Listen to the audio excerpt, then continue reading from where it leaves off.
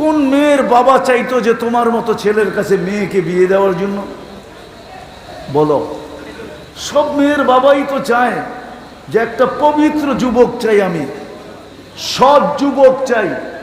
বলো, সারাদিন নেটের ভিতরে যা দেখি, যদি আল্লাহ লুকোচুরি না খেলতেন তাহলে বলো তোমাদের কাছে মেয়ে দিতে চাইতো কে? ঠিক এরকম মেয়েরাও, আমাদের সমাজের যুবতীরা সারা রাত্র নেটে আর ইন্টারনেটে, ফেসবুকে আর এই বুকে সেই বুকে যা করে, এটা যদি আল্লাহ লুকায় না রাখতেন তাহলে কোনো যুবক কোনো মেয়েকে বিয়ে করতে রাজি হতো না। কি বলো, সত্য কি সত্য না? হ্যাঁ, সত্য তো, পাক্কা। লুকোচুরি কে খেলে? আল্লাহ বলে 24 ঘন্টা তোর সাথে লুকোচুরি খেলি। বিদায় মানুষ হিসাবে জন্ম নিলেই মানুষ হয় না, মানুষ নিজেকে বানাইতে হয়। চলে যেতে হবে, এখানে থাকার সুযোগ কিন্তু নাই। কেউ থাকে না, আমরাও থাকবো না। কবির কথাই সত্য, মৌত নে না ছোড়া কেসরা না দারা। মৌত আজ পর্যন্ত কাউকে ছাড়ে নাই। হায়, কবির কথা সত্য, যদি মৃত্যু কাউকে ছাড়তো তাহলে একজনকে ছাড়তেন, একজনকে। চিনেন ওনাকে? উনি হলেন মুহাম্মাদুর রাসূলুল্লাহ সাল্লাল্লাহু আলাইহি ওয়াসাল্লাম। কবির কথা হইল, লাউ কানাতিদ দুনিয়া মুখাল্লাদা মা মাতা মুহাম্মাদা। দুনিয়া যদি চিরদিন কারোর জন্য হতো তাহলে মুহাম্মাদুর রাসূলুল্লাহ দুনিয়ার থেকে চলে যেতেন না। আপনি মুহাম্মাদুর রাসূলুল্লাহ চিনেনই না? চিনেন না? চিনি না। যদি চিনতাম তাহলে যুবকরা নেটে দেখা চুল কাটতো না। জিজ্ঞাসা করেন, অধিকাংশ যুবক, 80% যুবক চুল কাটে নেটে ডিজাইন দেখা। বরং 90% বলা যায় যুবকরা চুল কাটে নেটে ডিজাইন দেখা। জিজ্ঞাসা করেন, নেটের ভিতর থেকে ডিজাইন চয়েস করে তারপরে সেলুনে যায়া স্ক্রিনশট দেখায়, এই যে এই ডিজাইনে কেটে দিবি। সেলুনওয়ালা দেখতে দেরি, 100 টাকার চুল 500 টাকা বলতে দেরি করে না, 500 টাকা লাগবে। যুবক বলে টাকার কোনো প্রশ্ন না, কাইটা দিবি, এটাই হলো প্রশ্ন।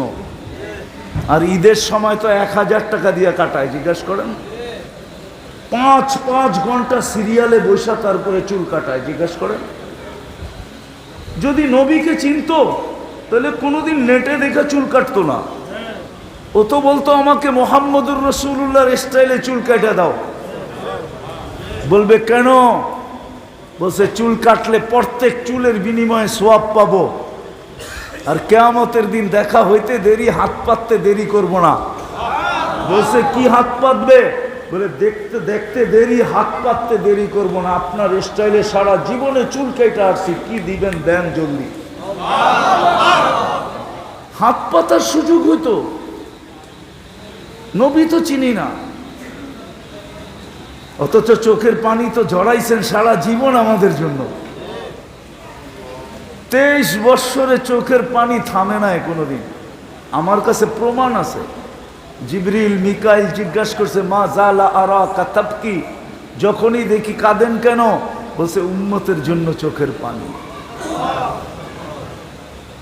23 বৎসর চোখের পানি থামে নাই। যেদিন দুনিয়ার থেকে চলে যাইতেছেন, দুনিয়ার থেকে বিদায় নিতেছেন, ওই মুহূর্তে পর্যন্ত চোখে পানি ছিল। অথচ জিবরিল সুসংবাদ দিছেন, আপনি রফিকে আলার কাছে চলে যাবেন, আল্লাহ আপনার জন্য অপেক্ষমান। উর্দু জগতে খুশির বন্যা চলতেছে, বন্যা। বন্ধু আজকে চিরদিনের জন্য বন্ধুর কাছে চলে যাবে, কিন্তু বন্ধুর চোখে পানি। জিজ্ঞাসা করছে এখন কাঁদেন কেন? বলছে ফামাল লিবাদি লি উম্মতি, আমার পরে আমার উম্মতকে কে দেখা রাখবে? আমি না বুঝতে পারলাম না, কাউকে বুঝাইতে পারলাম। উম্মতকে কে দেখা রাখবে? উম্মতের জন্য চোখে পানি। এখনো কবরে উম্মতের জন্য চোখে পানি, এখনো কাঁদেন।